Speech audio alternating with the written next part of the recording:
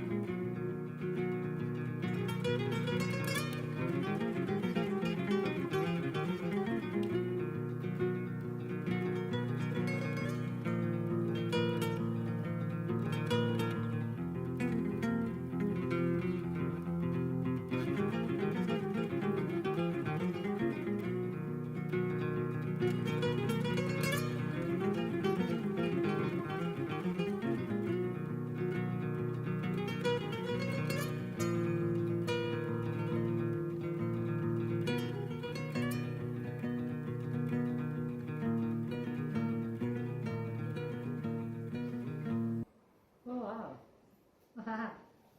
Oh, this was short. This is super short. Uh, It's less than a minute. nice little Spanish guitar Yeah. instrumental Yeah. added to the album right on the second song. So, yeah, interesting. Quite interesting.